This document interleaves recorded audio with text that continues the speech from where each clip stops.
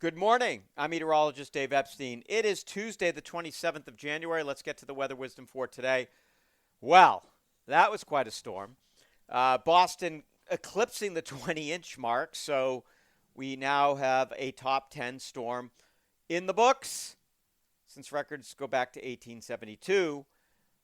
Over half of those years, by the way, the biggest snowstorms have all occurred since 2000. So it tells me a couple of things, and you'd have to do some sort of statistical analysis to figure out which it is, or maybe it's a combination of both, or maybe it's neither.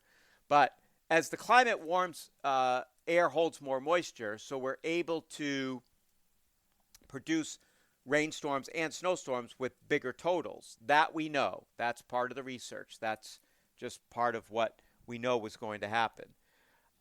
And the other thing is that they used to measure storms at the end of the storm. Now we clear the board every 6 hours and add it up. So you have less compaction. So I also wonder on these numbers, especially those upper teens and low 20 numbers, does the compaction, say, prior to, let's say, 1995, does that make those numbers back there lower? And they would have been, had those storms been measured now, a little bit higher. Just something I think about in my free time. All right, sunshine today, temperatures in the low 20s with plenty of cold air, some clouds mixing in.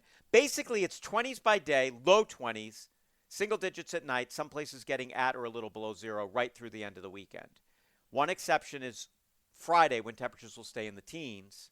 And you might be wondering about the storm for the weekend. So there's no way anybody knows whether that's going to impact us or not. I just got to look at the trends. Whether or not, the last model run gives us a blockbuster storm or the thing's out to sea. We just have to wait. And I am comfortable saying this.